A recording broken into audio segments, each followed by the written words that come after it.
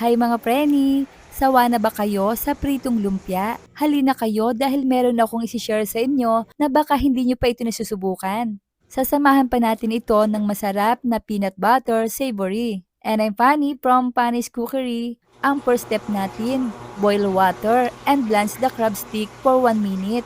Then remove natin from water. At para sa kumpletong listahan ng mga sangkap ay panoorin ang video hanggang dulo. Set aside. Samantalang in the same pan with water, i-cook natin ang vermicelli for about 4 to 5 minutes until becomes soft. Turn off the heat at i-rinse natin with cold water and drain well.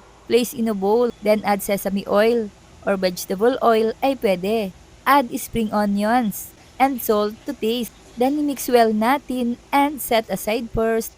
Pagkatapos, i-shred muna natin itong crab stick. Pwede kayong gumamit ng shrimp ha, dahil yun talaga ang original na nilalagay dito. Set aside muna. Ito yung gamit nating pangbalot, spring roll rice paper. Ganito lang yung gagawin natin mga preni. I-drop lang natin ang rice spring roll into the water for a few seconds and lay it on a plate or cutting board. Then place natin ang peelings in the center. Lettuce, vermicelli, carrot, celery or mint leaves, and crab sticks. Then fold and wrap.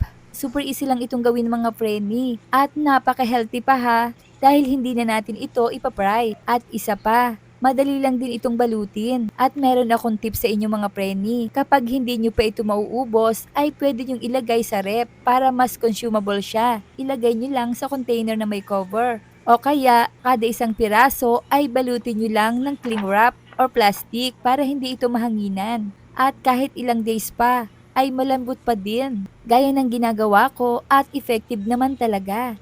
Ayan ang ganda 'di ba? At natapos na tayo. Mga preni, sa reseping ito ay ang dami nating nagawa. At para naman sa sauce, maglagay ng vegetable oil sa kawali, konti lang ha. Then saute natin ng garlic at onion until fragrant.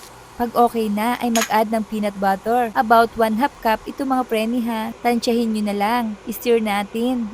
Then add soy sauce or hoisin sauce kung available ito sa inyo. I-mix natin. Then add 1 cup of water. Stir well to dissolve and combine. At maglagay din tayo ng 5 spices kung available din to ha. This is optional kung meron lang naman. Then i-cook natin until thickened. Ganitong consistency mga preni. Ayan, kita nyo ba yung lapot niya? Turn off the heat. At ready na nga.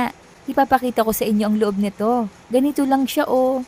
At kung nakaabot kayo sa punto ng bidyong ito ay mga tagasa naman kaya ang nakapanood ng video kong ito. Hello po sa inyo at maraming salamat. I-plating na natin para naman makakain na tayo. Ang sarap tingnan at pwede rin itong panghain sa handaan. Yung iba ay ginagawa itong negosyo. Pero ito naman mga preni ipangkain lang namin dito sa bahay. At ito na ang ating ginawang peanut butter savory. Kumusta mga preni? Nagustuhan niyo po ba ang reseping ibinahagi ko today? Sana naman ay nakatulong kahit papaano. Sandok na tayo mga preni at lagyan natin ng sauce. Ay talaga namang ang bango ng sauce. Kain na tayo mga preni at napakasarap. Sana ay nagustuhan niyo rin. At itry nyo na. Kaya naman kung hindi ka pa nakapollow sa aking page ay i-follow nyo na ako para updated kayo sa mga reseping ibabahagi ko pa. Huwag kalimutan, cook with love. Thanks for watching. Bye-bye!